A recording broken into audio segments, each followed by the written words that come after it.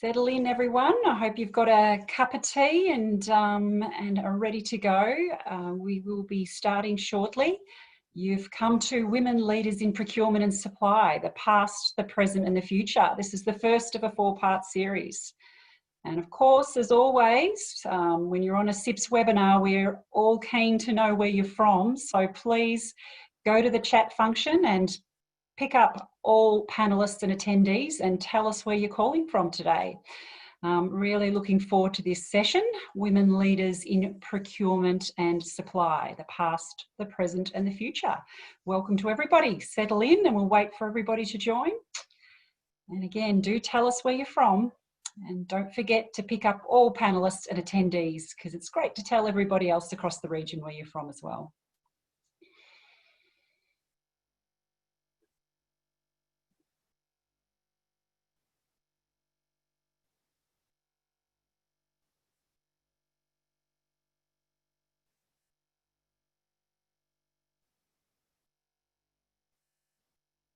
Some great engagement on chat. Keep going. It's terrific. We'll get started now. We've got you all joining us. So welcome. You've reached Women Leaders in Procurement and Supply, the past, the present and the future, a webinar series, a first part of 4 webinars. I would like to advise everyone that this webinar is being recorded and will be made available to all of you next week. But first, I'd like to begin by acknowledging the Wurundjeri Woi Wurrung and Burrung peoples of the Kulin Nation and the traditional custodians of the land on which I present from today. We pay our respects to their elders, past and present, and extend that respect to all Aboriginal and Torres Strait Islanders peoples today. And of course, Tina Koko, Tina Koko, Tina Koko Katawa to those across the Tasman. Welcome, my name's Sharon Morris and I'm the GM for CIPS Australia and New Zealand, and a warm welcome to all of you. We've got 200 registered attendees today. A little bit about CIPS. For those who don't know us, the Chartered Institute of Procurement and Supply, or CIPS, is your global professional body for procurement and supply, and dedicated to promoting best practice, continuous improvement in professional standards and raising awareness of the contribution that procurement and supply management can make to not only organisations, but the community at large. Before we get started, a bit of Zoom keeping. All attendees are muted during the presentation. However, as I mentioned at the start, please use the chat box to share anything with panellists and other attendees. Share your comments, share where you're from. And we've also dedicated some time at the end of this discussion or conversation for specific questions. So if you wish for us to address any of those questions, please put them in the Q&A box just next to the chat box, and we'll make sure that we address those at the end of our conversation. Today is the first part of a series of webinars on women leaders in procurement and supply. And as I've mentioned, it's entitled The Past, the Present and the Future. And over the next few weeks, we'll be sharing and having a number of conversations in this series. And the first one will be on difficult conversations. So that will be on the 23rd of September 2020. And we've got some great leaders across the region to join that conversation. The next one will be on Emerging Leaders, Part 3, and that will be on the 30th of September. Again, some great talent coming out of our region in procurement and supply, and you're going to hear from them and hear their journey in terms of emerging in leadership in this space. And the final part of this series is Wisdom and Courage. And this will be an absolute ripper. So we're finishing off with this to learn from some of those who have been in the profession for some time and have got a lot of knowledge to share with us, but also to talk courage. I think that's a key word in terms of leadership and in terms of in all of our workspaces at the moment, is taking risks and having the courage to be a good procurement and supply professional. And the aim is really to gather insights and experiences and learnings from female leaders across the region. And I have to say, when I joined CIPS as GM for the professional body 12 months ago, I was absolutely blown away and continue to be blown away by the depth and breadth of talent within this profession. You know, the passion and that integrity, and it's across genders. And what I've really noticed is the number of women in this profession, leaders and emerging leaders, and women who are leading in procurement functions and managing billions of dollars of spend, and also those emerging, talented and really motivated and ambitious young women in our profession. And I have to say, this has got me really excited about the future of our profession. And I suppose we ask why? Why are we so excited? It's probably really because there's diversity in our workplace, and we need diversity of not only leadership, just diversity of thought, and really diversity of experience. And what research is telling us is that companies do better when there are more women in leadership positions. So from where I'm sitting in the procurement and the supply profession, this profession is really emerging as a profession for us, this not only for this to occur, but also for us to thrive with women in leadership positions. So in this series, let's explore this together. What are our female leaders, our emerging leaders? What's motivating them? Who's inspiring them? What have they learnt on their journey? And how have they adapted those skills and grown to advance further in their career? And I suppose the big question we all need to know is, how do we equip ourselves? How do we future-proof ourselves in this profession? And who can support us along the way? And today, the series, first part, the past, the present and the future. I'll shortly introduce you to the 4 incredible leaders from our profession that you can see on the screen. You know, we're going to learn shortly what their influences are, whether that's education networks, mentors, upbringing, you know, what have the barriers been and how have they overcome them? And what about family responsibilities, caring for children, caring for elderly parents? Is that still hindering career prospects for women? And how does unconscious bias play out in hiring decisions, and how do we overcome those? And I'm also really interested to know, in this COVID environment, or what I'm going to say is the new abnormal, you know, how is COVID and the working arrangements, you know, the flexible remote working arrangements, how is that going to benefit us, particularly women in the long term?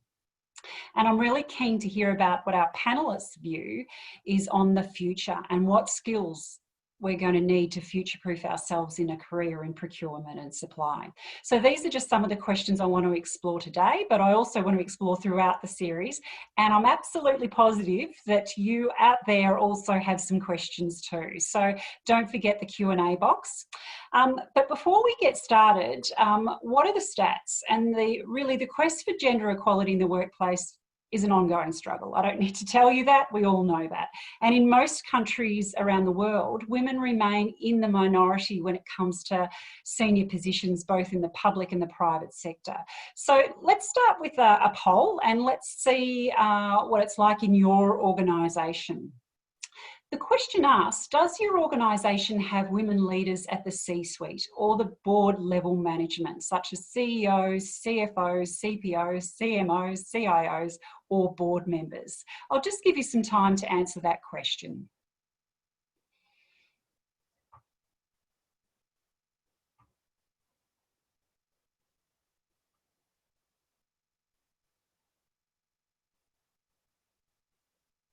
And the results are in. Wow, yes, 84%. That's impressive.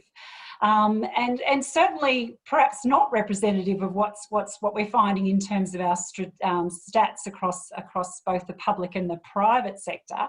But in Australia, women make up half of the private sector workforce, and yet in the key positions, they're hugely underrepresented.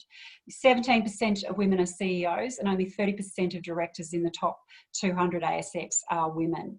When you look at the public sector, more than 60% of women make up the Australian public sector, but only 42% of those senior executive are in senior executive positions. And we flip over to New Zealand, and the data shows us that women now make up 50% of the top 3 tiers of the public service, and half are in chief executive roles. In contrast, the private sector in New Zealand, the levels of women in leadership are low, with only 23% for New Zealand. But excitingly, there has been some groundbreaking research done here in Australia from the Workplace Gender Equality Agency, and they've established direct proof that companies do better when they appoint more women in leadership positions. And this is a really exciting survey, and in fact it's a world first, because it's based on 6 years of Australian companies reporting on gender. And what was established was those that appoint a female CEO increase their market value by 5%, and that's worth nearly 80 million to the average stock exchange company, Australian stock exchange company. And in addition, by increasing the number of women in just key leadership positions, it increased by 10% or more, and increasing the company's market value by 6.6%, and that's an average of $105 million. Put simply, it's a bit of a no-brainer. More women, in fact, more diversity in leadership positions really is a win-win. So let's get started, and let's learn from our panellists on how we can positively influence future outcomes in this space. Allow me to introduce our electrifying panel for what is set to be a great conversation. Firstly, I welcome Cassie Mackie MCIPS, and now she's a powerhouse based up in Brisbane, but working across the globe as Vice President Sourcing and Procurement at Etihad Airways. Welcome, Cassie. I welcome Molley Qi MCIPS, who I first had the pleasure of meeting with when she worked at the ATO, and now is the Manager of Procurement and Contracts at Manningham Council, and also joins me from lockdown in Melbourne. Welcome, Molley. I'd also like to welcome Lee Houlson, and she's a Fellow of CIPS. She's a CIPS Congress member and actually a wonderful tour guide of restaurants and bars in Adelaide. Lee's day job is Senior Manager of Commercial at Lockheed Martin in the field of aerospace and defence. Welcome, Lee. And last, but by all means not least, representing New Zealand today is Karla Davidson-Brown, who deserves huge congratulations as she's recently become a CIPS Fellow. So welcome, Karla. And Karla is Head of Procurement at Landcorp Farming. Welcome. As I've said, the first part of today's conversation is the past. And I have to say, when I was thinking about this, I was thinking and trying to recall the leaders that influenced me when I was growing up, or that were in my environment when I was growing up. So take a moment, everybody, and those that are listening, to recall the leaders when you were growing up. What was it about those leaders that you remember? As a young girl at school, and this is probably going to show my age, I grew up with the names like Carmen Lawrence, Indira Gandhi, Benazir Bhutto, Margaret Thatcher, Helen Clark. And this was a time when gender equality had progressed after the boost of the feminism movement in the 70s.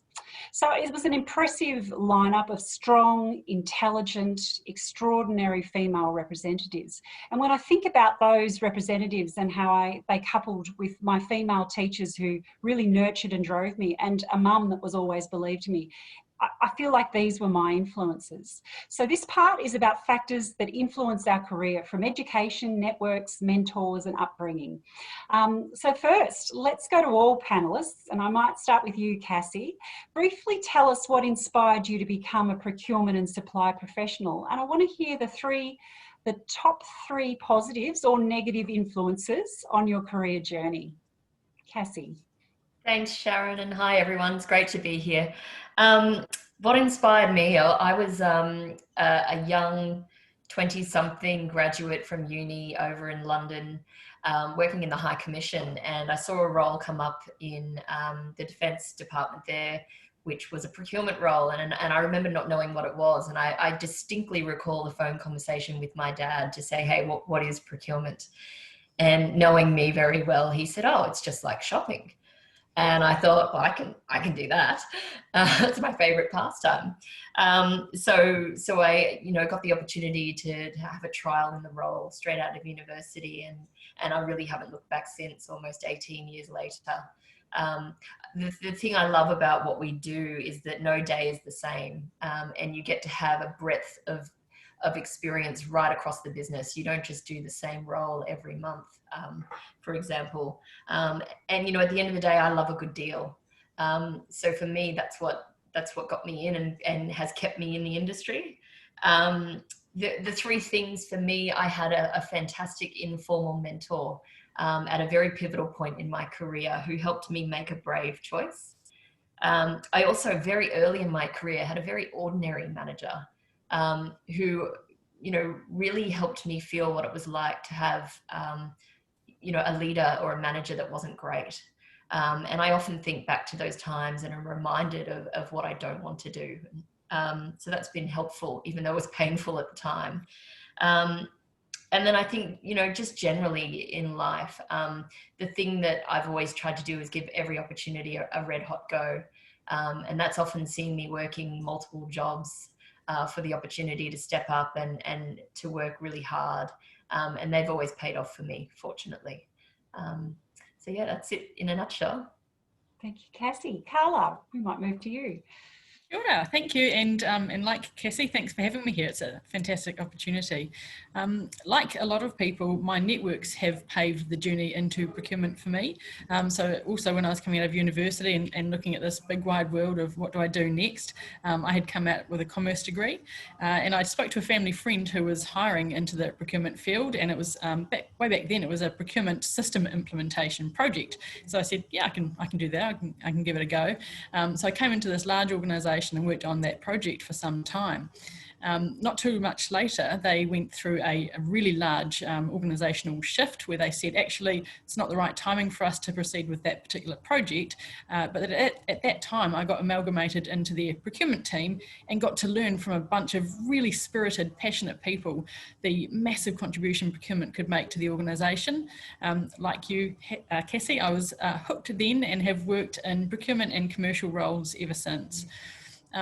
In terms of influences, again, it's been the people around me and largely some fantastic role models, some who were mentors, some who were leaders that have actually inspired me and influenced me along the way. I can think of three in particular who, just as I was reflecting, listening to you, Cassie, I realised we're all men, but massive supporters of me. One in particular who helped me a lot through challenging times. He talked a lot about the people around you and the people that you're leading. They don't care what you know until they know that you care. That really underpinned and influenced a lot of my thinking around leading people. I had another leader not too long after that who really showed me the value of coming into an organisation and making sure that you go in with your ears wide open and your eyes wide open to listen and understand the drivers of that organisation, to really make sure that procurement are contributing to what's important to that organisation. So I don't come into any new role talking about being a process jockey or any of the rules that we have to follow as procurers. I like to come in and understand what are the key drivers of that organisation so that I make sure that my team are always delivering as much value as we can. The third one for me has been another key leader who I've worked with and become friends with along the way, who really showed me the importance of supporting your people and just the fact that when you back those people who are out there doing the work for you every day, you trust them and you'll find most of the time they'll do the work for you and they don't tend to let you down. So I think I've had some fantastic influences from people around me, and like you, Cassie, I think it's a career path for life now, and I'm really passionate about it. Thank you, Karl. Molley. Good afternoon, Molley, I think everyone. we can't quite hear you there, Molley. All right, let's try this without headphones. See how it works. Good. That's great. Is that okay? Okay, good. That's good. Thank you. Greetings from a lockdown Melbourne. I hope everyone is doing well. For me, when I graduated from the university, my first job was in marketing. Actually, I spent about 5 years in marketing. and never thought about I was going to be doing anything as procurement per se, so the other side of the chain. Then after that, I had two businesses that one was very successful, and the second one that I had, that I lost all the money that I have earned from the first business, and I thought, okay, back to be employed again. So I started looking for a job, and when I applied for a role in with General Motors Holden, I was applying for a marketing role, but they told me, no, you're not fit for this role, but we've got another one for you if you're interested. So that was a buyer role. So yes, I don't like to say it, but I have to confess that I did accidentally fall into procurement. However, I've never was attracted to any other profession since then, no matter how big the promotion it was. It is just because that I have grown a real passion in procurement after I understand its value and its influence in procurement and also on business outcomes, and even bigger on the whole supply chain, such as the social and environmental aspects of it. So yeah, so those are the really good influences that keep me going in this profession and going very strong. Thank you. Thank you, Molley. Lee, welcome. Thanks, Sharon. It's great to be here. Unlike Molley, I need the headset to be heard, so different volume control issues.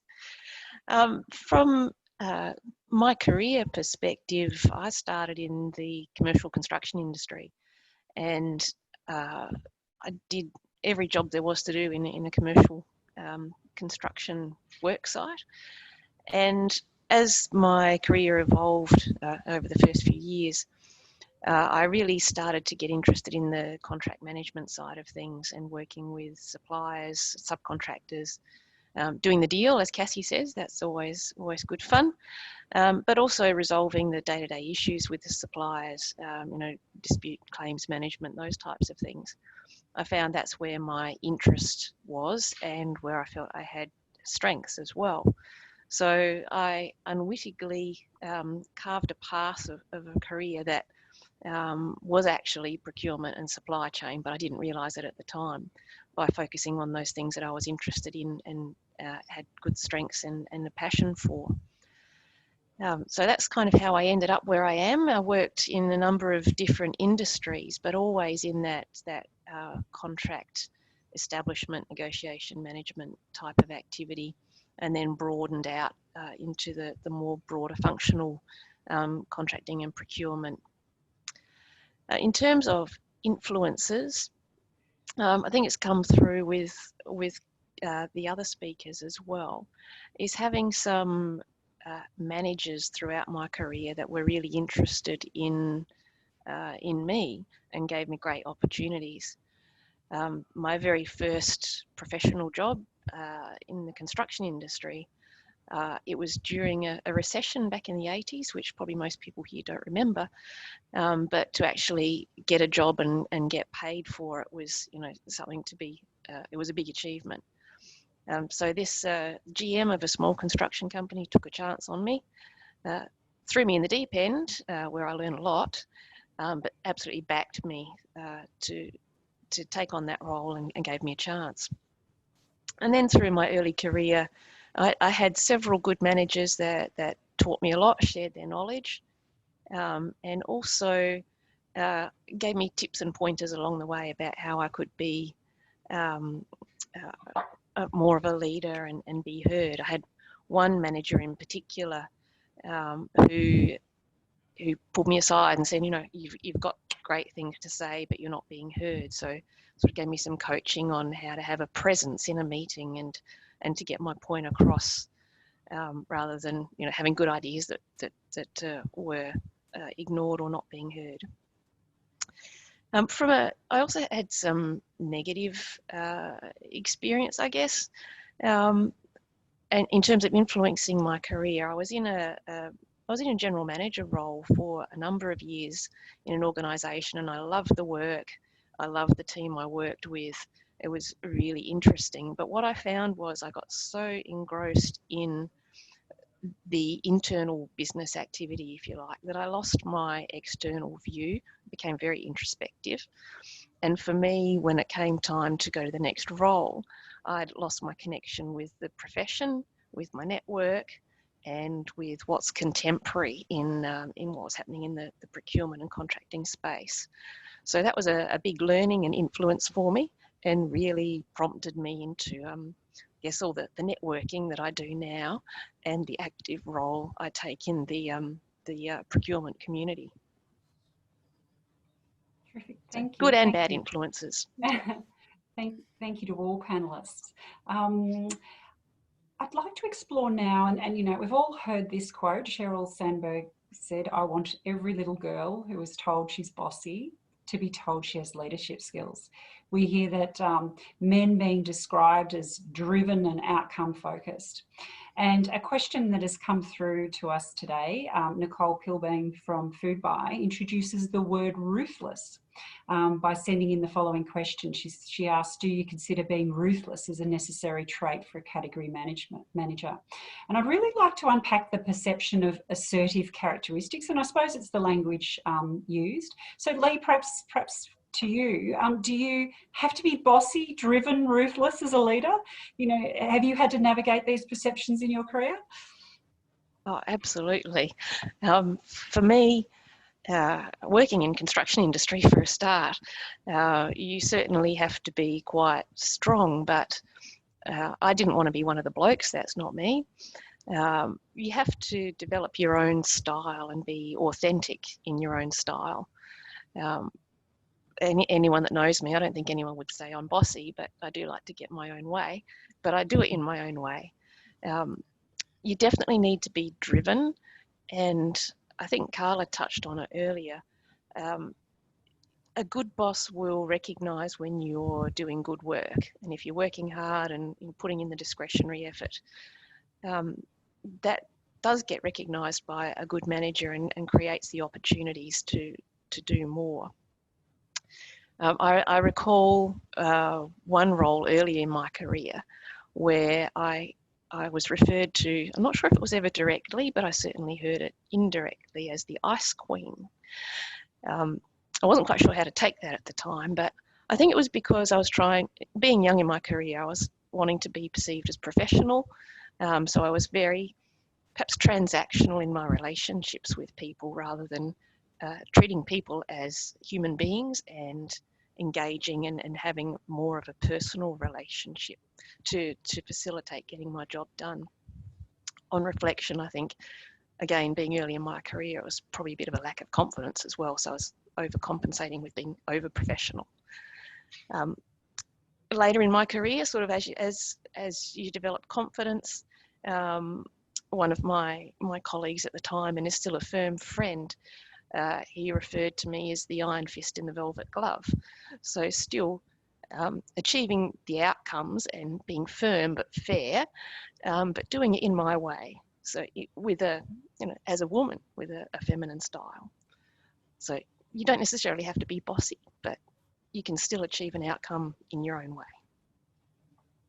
Thank you. We might just keep moving. And Cassie, in particular, I'm interested if you experienced a barrier to advancement in this profession, and how did you overcome it?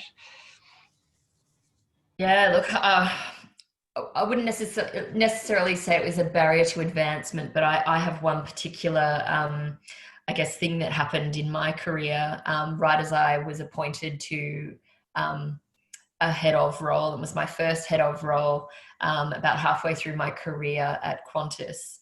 And it was a really brave choice for me to make a move. I had a great role, was looked after very well in the part of the business that I was in. But it was a really exciting opportunity, and one that, I interviewed, through quite a few rounds for, and was gobsmacked that I was successful. It was really wonderful. What came after that, sadly, was, a very quick introduction into another part of the business that was absolutely toxic. I received hate mail in the internal mail, which said that I was a token female appointment, that there are other people that were next in line ahead of me, that all sorts of things, that I had, thrown people under the bus to get the role, absolute rubbish. And sadly, I took that all very personally. That is, you know, somewhat of my nature. We call that a strength or a flaw, I don't know. But I really lost confidence in myself at that point, right at that pivotal point where I should have been really building my confidence to step into a new part of the business and lead a team that was, you know, significantly larger than I was used to. And it really knocked me. And I think there were a few ways through it after talking to, you know, a couple of great people, but also taking a hell of a lot of time to get to know myself again. You know, I quickly understood that I had no perspective. I lived and breathed Qantas and my role because I loved what I did. And so it hit me really personally. And, you know, I realized I didn't have much else going on for me outside. So what became important was building that work-life balance back up and having a bit of an interest. And in fact, then it turned into why don't we have kids? Because, you know, clock's ticking. But that was part of it.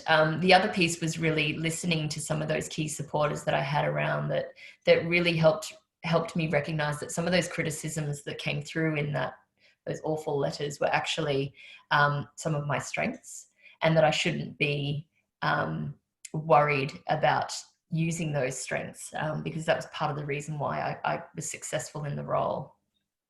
You know, then I think over time, what became quickly apparent as I, you know, got up to speed quite quickly and had already known most of the stakeholders, that actually I was the right person for the role. And, you know, it's ironic that even years later, I had people coming up and apologizing to me about, you know, the way that they had participated in that. And, you know, I think I'm much stronger for it, actually. And I know that had that happened today, I would have had a very different response. But yeah, certainly it wasn't a barrier to stepping up, but it was actually, you know, a significant barrier for me when I did step up at that pivotal point. And, you know, I'm very fortunate that I managed to get through it because, you know, I think had I not, I don't think I would have, you know, progressed in my career. Thank you. That's a really brave insight. Thank you, Cassie. Let's just have a bit of a think about the networks around us, particularly in the procurement and supply community. Molley and Karla, I'm interested to hear your views on, you know, how networking has helped elevate your career, and if you've got any tips for those who are struggling in this area. Sure, I'll kick off if you like. As probably more of a natural introvert, the concept of networking is a little bit daunting to me, and it doesn't kind of feel like a natural style for me. So what I've tried to do then is flip it on its head, and rather than thinking of myself going out networking, I make a really conscious effort of being deliberate about maintaining connections with people, both across my organisation, but also externally. So I might catch up with former colleagues, I might catch up with people that I've come into contact with across the procurement and supply network. I don't think of it as networking, I think of it as keeping in touch with people. I'll often go out with a purpose to ask someone's view about a specific challenge or opportunity that I'm working through. And I always find it so valuable. I come away inspired and influenced by these people that I come back to the organisation that I'm working within, and I've got new ideas about different ways that we can go about things, or I have different models or tools that we can implement within our organisation. And again, we've heard the word authentic already today. So for me, it's around saying, okay, well, how can I get some benefits out of the concept of networking, but do it in a way that's still authentic to me?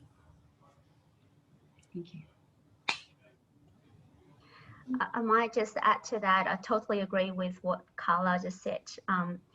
Really finding the networking is highly valuable to especially our profession. I think it was Cassie who mentioned that in procurement there are no 2 days are the same. So it's an ever learning profession.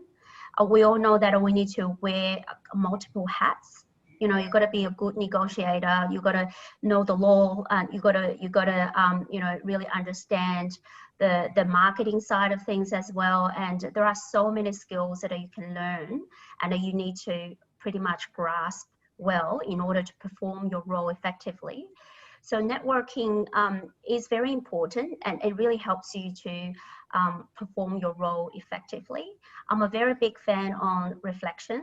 I think when I was studying at Melbourne Business School here, one of the professors taught me a lifelong really useful tool, which is just to action, reflect and apply, and then learn from it and then apply again. So is that a cycle? So I've been using that for everything, not only just my work, but also at home as well with my boys. So that networking process, that when you hear other stories and then you learn from the stories, and not about just success stories, but also the mistakes. Reflecting on those, what happened in past, and then how other people succeeded, how other people failed, and in addition to our own experiences, really adds dimension to our profession. And then it really opens up your mind, and also not restricting to just your own little environment, and also helps with the big picture thinking as well. I've been working with government for many years, and my goal is really just to get the best out of the both private and government sector as a procurement outcomes, which is really, you know, that commercially minded while still upholding the government obligations. So without really keeping in touch with what's happening in the private sector, that's just not impossible to happen for me. Yeah, that's just a bit of my experience in the networking. Really think that it's a highly important and also key to success. Thanks, Molley. Thanks, Karla. Some great comments coming in on the chat bars as well, and I'm really pleased to see that we have 40% of men on our call today. So it is very much you know, fantastic that you're here, but a women leadership issue is not just an issue for women, it's an issue for everybody. And so, you know, I think it's part of all of our learning curve. So great to see many men on the call today and part of this experience, because we're all about advocating for gender equality. So that's great news, and great to have you on board, and thanks for your comments. I'm quickly going to move through to part two, because no surprises, time's running out. But let's unpack leadership style, and it already has been mentioned. I know Lee has mentioned it.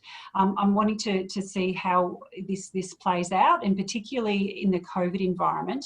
And I know that we're all looking quite keenly at one leadership style that stands out for me, and I'm sure for everybody, is the Prime Minister of New Zealand, Jacinda Ardern. And she speaks and leads with compassion and humanity and empathy and courage. I could go on.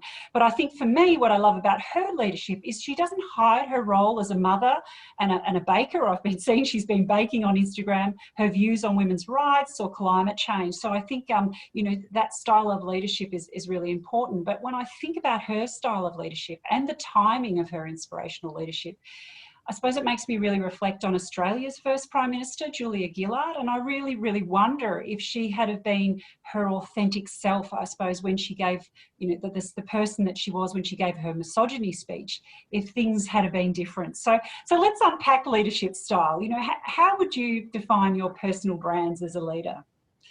Maybe Karla? Yeah, sure. I'm really happy to jump in. I'm pleased that you used Jacinda as part of your lead in there, of course. I just want to pick up a quote, actually, that I've put aside to share with you from Jacinda Ardern, which I think is really relevant to this particular conversation. And she says, "One of the criticisms I've faced over the years is that I'm not aggressive or assertive enough. Because I'm empathetic, it means that I'm weak." And she says, "I totally rebel against that. I refuse to believe that you cannot be both compassionate and strong."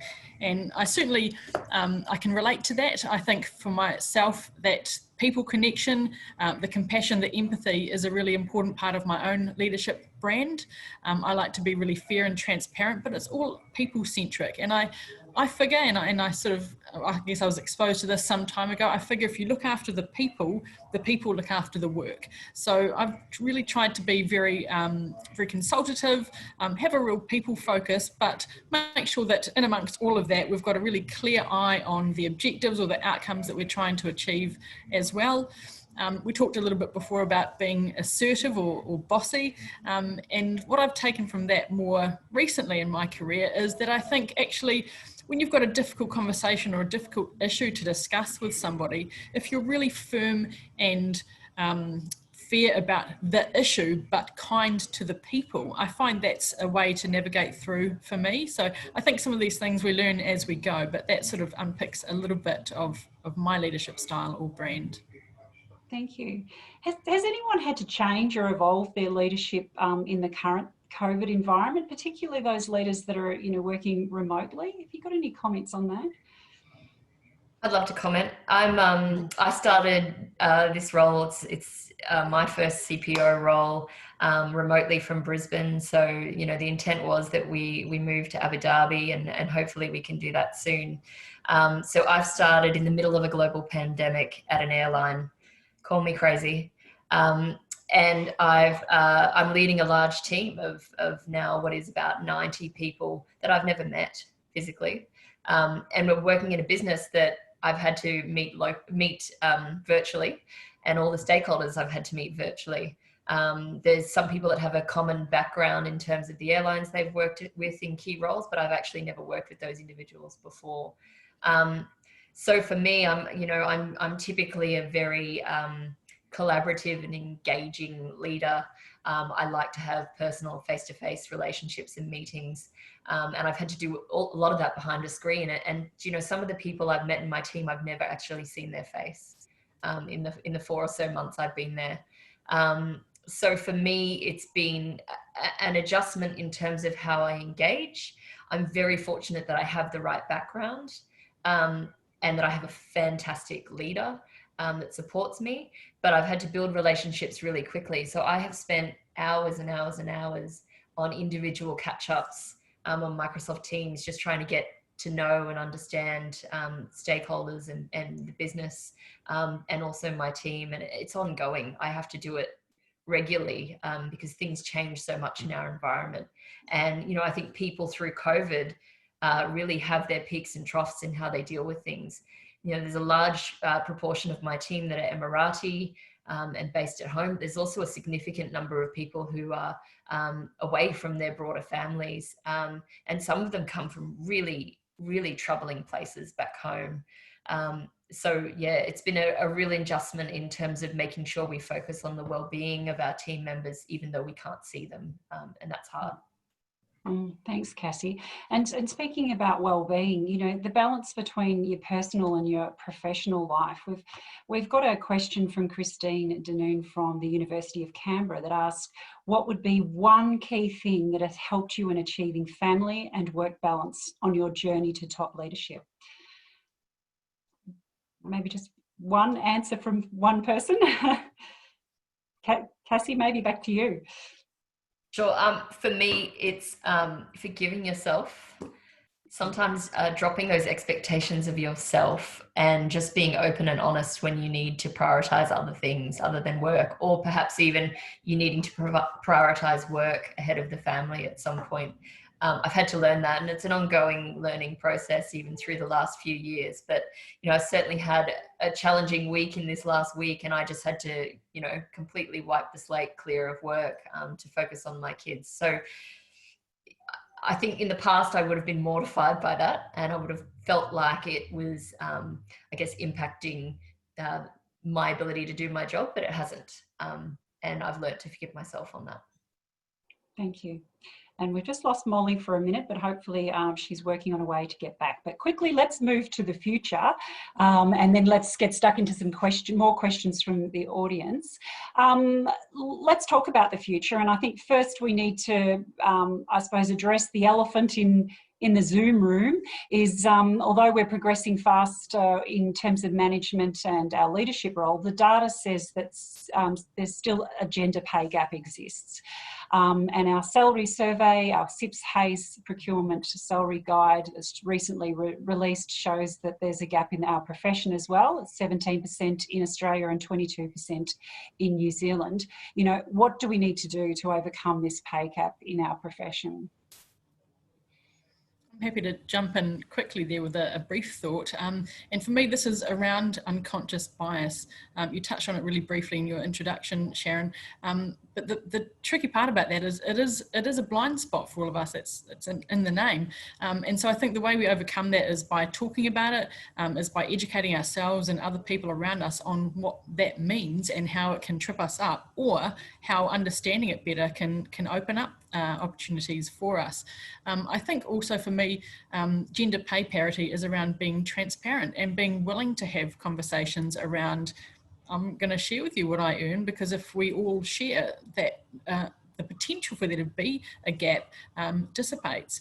I also feel really strongly, being the mother of 2 girls, I look at my children and think, well, how would you explain pay parity to kids? Because when you try and explain it to them, it really doesn't make sense. So, you know, it needs to be a world that hopefully they don't have to come into. Thank you.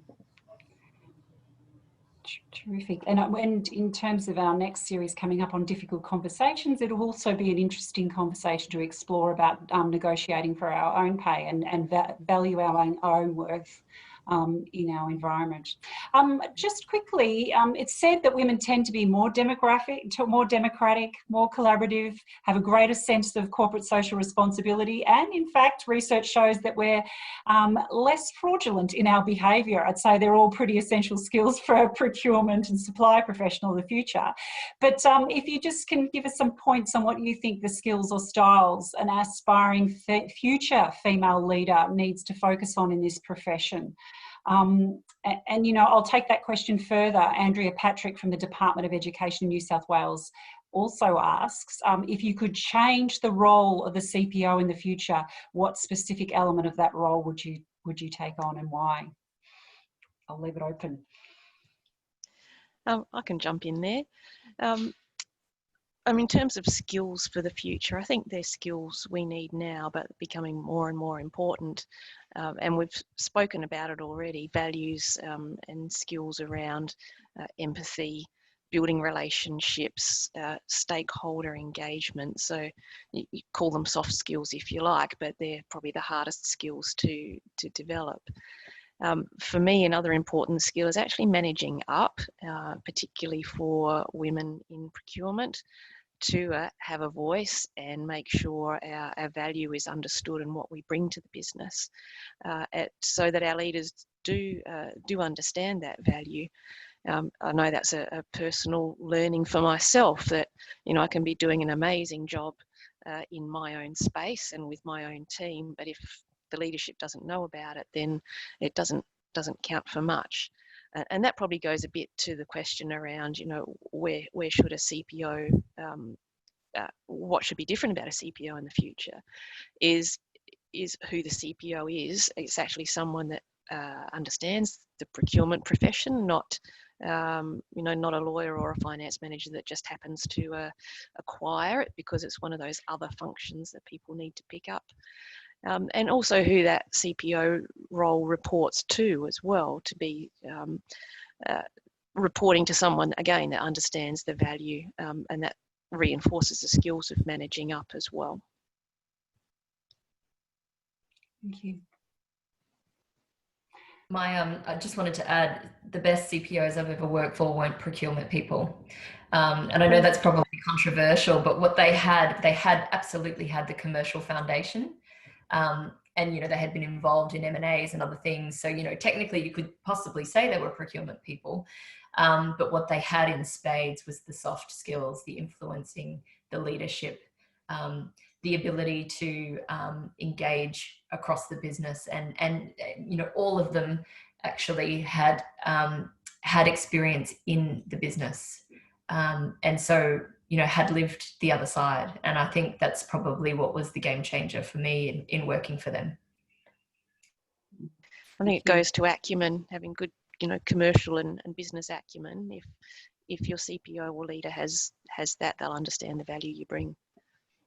Thank you. And the skills we're certainly noticing the top 5 around those influencing, leadership, change management, communication, and internal stakeholder management. So that backs up what you're saying. All right, let's go to some of the questions. Lots of questions coming in. Thank you.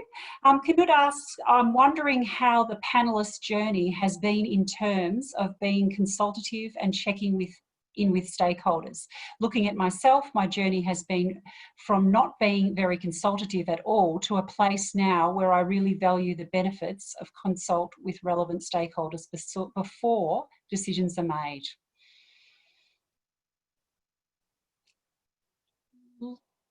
Lee, would you like to address that one? Yep, I can provide, you know, a really good example of that. You know, category management, when you're trying to get a business to, you utilise the good value arrangements you put in place. You need to engage your stakeholders to ensure that the agreements reflect the business need. If they're not engaged up front, then you're going to get leakage at the other end. They won't actually leverage the good work that you do. So if they're involved and they're stakeholders through the whole process, then they own the outcome as well, and they're invested in its success. So yeah, absolutely a good learning, and really important to get that engagement throughout the whole process, so they get shared ownership. Thank you. Yeah, I might just add my echoes or endorsements to that. As you can see from the beautiful photo behind me, those are deer. I work for a farming company, and a farmer I am not. And so when you think about consulting with the business, I need to have subject matter experts from the business right alongside me from the very first time I even think about doing a sourcing or a planning or a contract management process for this business, because those people truly understand and drive and have the outcomes in mind of what this business needs for my team and myself to deliver against. So it sort of goes even beyond being consultative and making sure that you're listening more than you're talking, but really getting alongside the people in the business to understand what does good look like for you, what's going to help you turn the dial, a phrase that my manager likes to use a lot, what's going to make the waka go faster, and so that's kind of a Māori word for canoe, but we all kind of get the sentiment, and so there's absolutely no way that procurement or a sourcing function can go and sit in a corner and do our work without being really closely aligned and involved with the business. So being consultative, you know, the person who's asked that question and has discovered that learning for themselves, they're absolutely onto something there, and I think that can't be understated. Thank you, Karla. Cassie, I might ask you the next question from Ariel. How do you keep focus on what's most important when there are so many things to work on? Good question, because you can get lost in the barrage of things to do. For me personally, I learned something a while back where, you know, it's part of how I lead as well, but I focus on the task, the team, and the individual. So, you know, for me at the moment, at a task level, the priorities are to deliver against the transformation, there to manage risk, and to get the operation back up in the air. At a team level, I'm implementing a number of different things around, you know, an operating model change.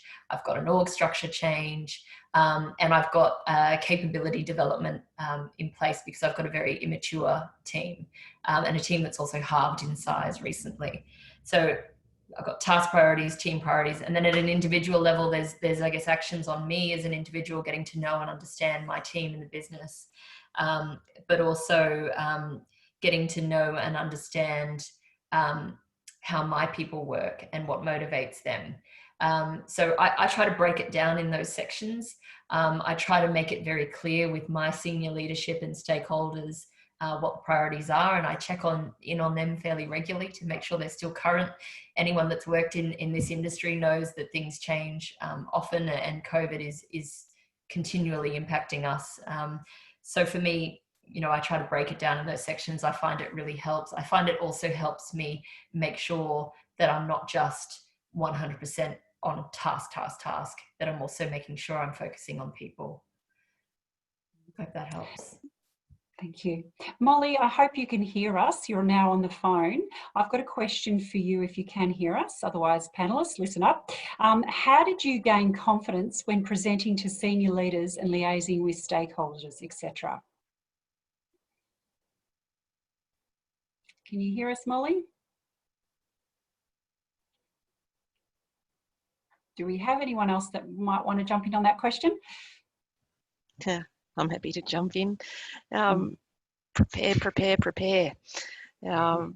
If you know your subject, you can speak to it from your knowledge without having to read a script, if you like. But you really need to know your subject inside out.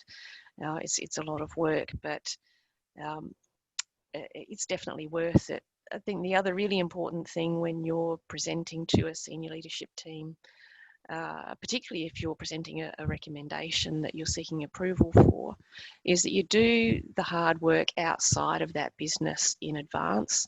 So you work with your stakeholders, with your approvers, with your manager. So going into the meeting is a review and approval. It's not a debate about what you're presenting. So do that hard work outside of the forum so that when you go into the room, you don't get surprised by any difficult questions that you don't have an answer for, but also you've got a fair indication of what the outcome is going to be. So it's no surprise for you either. Yeah, great answer. Thank you. I think my experience has been very similar to what you've outlined there, Lee. And I've got a manager who is very, very good at getting alongside before any of those kinds of conversations and just helping me to say, okay, let's put on the hat of the various people who are going to be in that room and have a think about what will their perspective be. So if you're putting forward a recommendation or an update on something, okay, what will the people in the room, those senior leaders, what will they care about from their personal perspective, from the perspectives of their part of the business, so that you can try and preempt those questions. And as you say, Lee, you go into the room, you've already thought through what the concerns might be, you've had some of those conversations beforehand, so that you're going in from a place of strength. If need be, you'll practice your conversation beforehand with a trusted person within the business, but the amount of work you put in is proportionate to the amount of risk or complexity of what you're talking to. So I absolutely echo and endorse those comments. Thank you. And welcome back, Molley. We're going to extend questions because we've got some great questions coming in. So we're just going to keep going till 5 past the hour. So stick with us. Molley, I'm going to direct this question to you from Rashi, who's our chair in WA, CIPS WA branch. Did you feel that you had to prove yourself or earn the stripes? If yes, how did you go about it?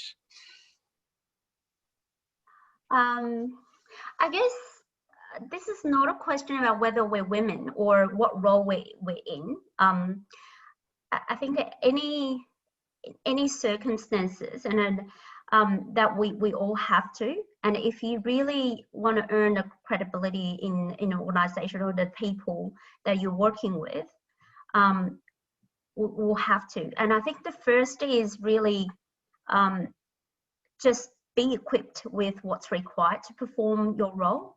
And I think there are certain stuff that you can Google, or you can at times. I think I certainly have that. I feel like I need to just don't feel like very confident that I know a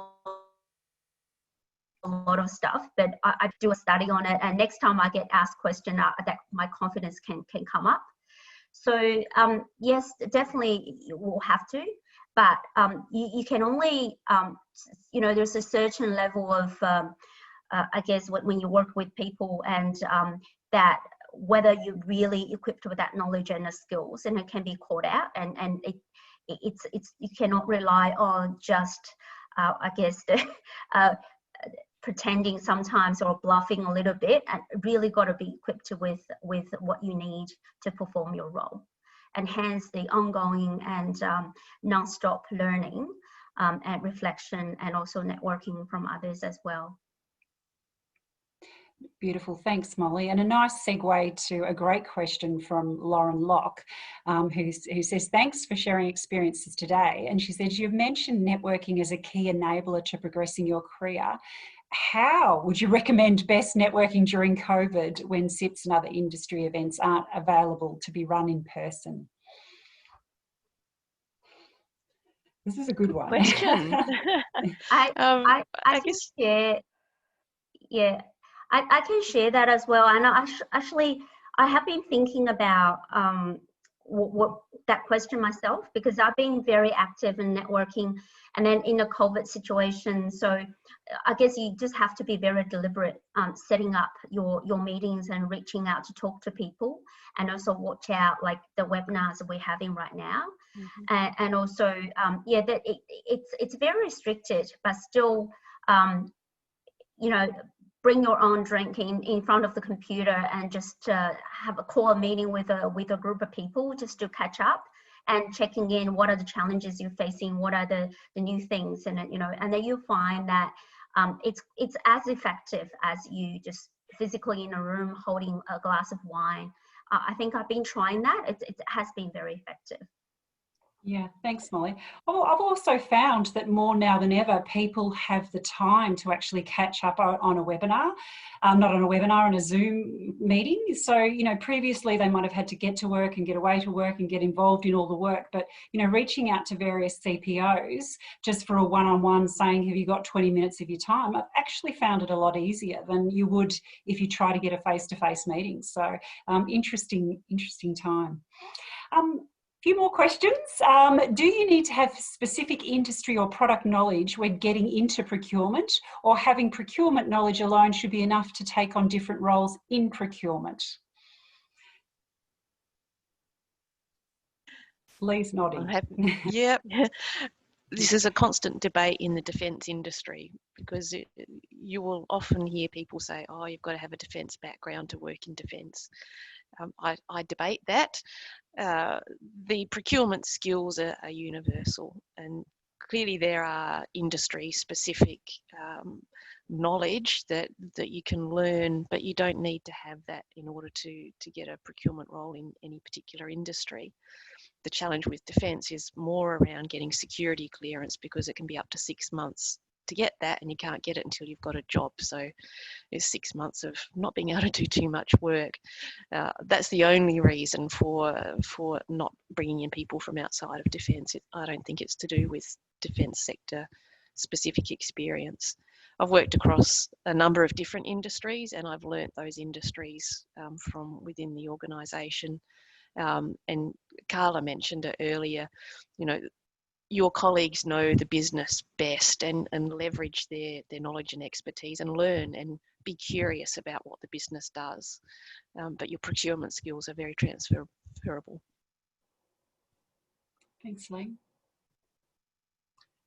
A great question from Aidan. What is some of the advice you can share with young women entering a male-dominated profession?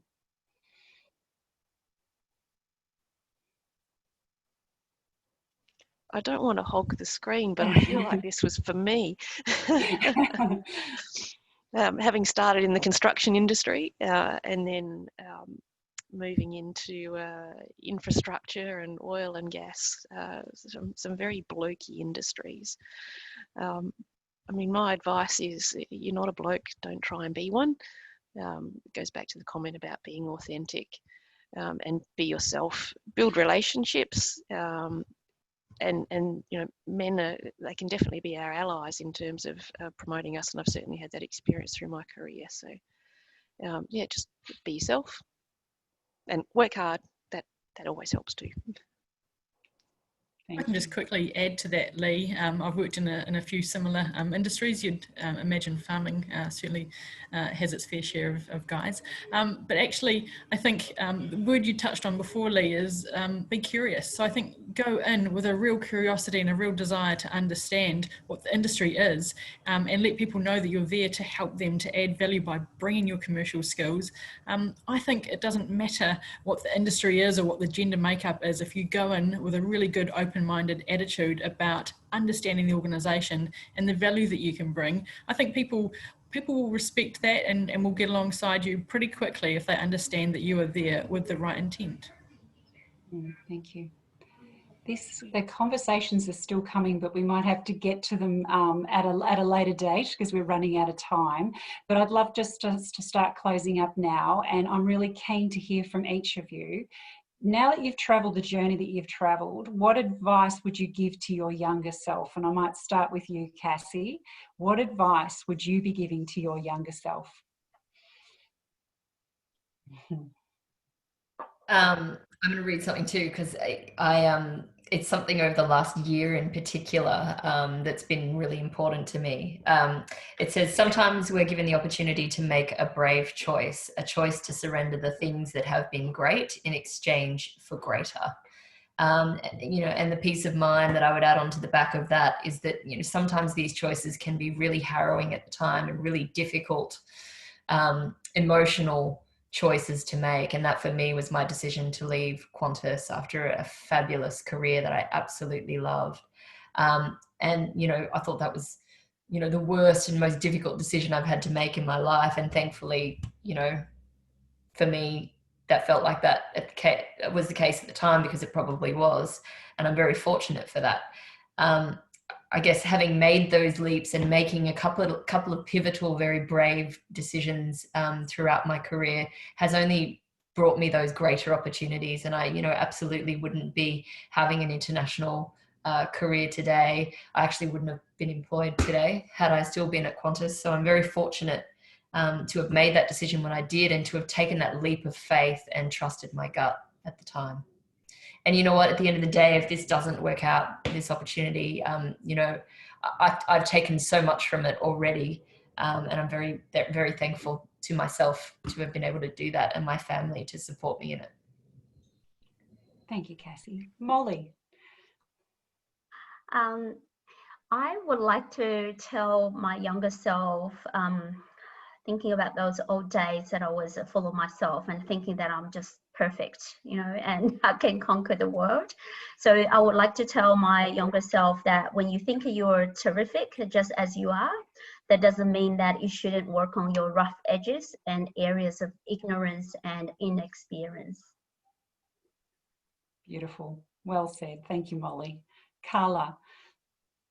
That's beautiful. I feel inspired listening to my panelists already.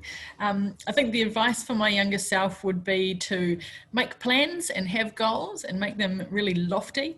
I think there's something motivating and that we can take direction from out of that.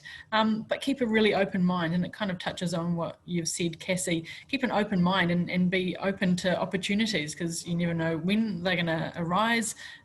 Back yourself to go for those things, and don't be too beholden to those plans, because life will change. So I think go in with some goals and stay motivated, but have a really open mind to what might be around the corner.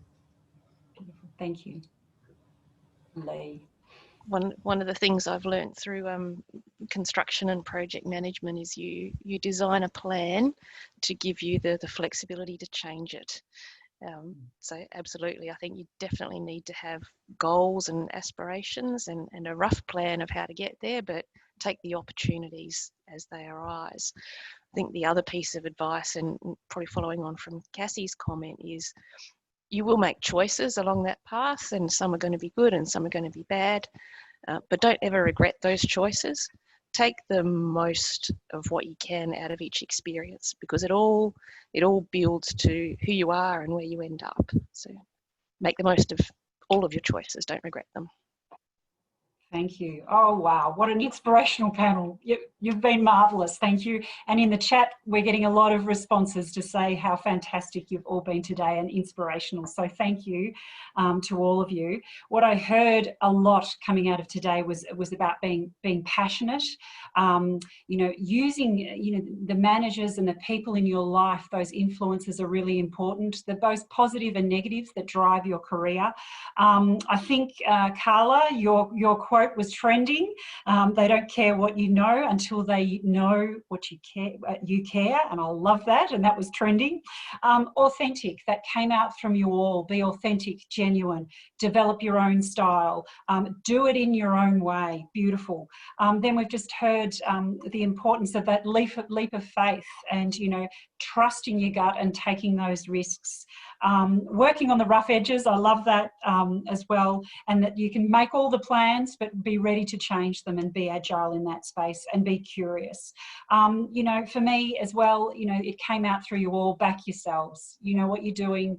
You're going to make mistakes. You're going to win, but just back yourself. And I think it's been a fantastic session. I now can't wait to the other three-part series for more learnings, more experiences, and more sharings and insights. So to Cassie, to Lee, to Karla, and to Molley, thank you so much for your time today. Just before we go, a reminder that we'll get to all of your questions, those that we couldn't get answered. I know that there are a few there, so my apologies we couldn't get to them today, but we will come back to you with some answers.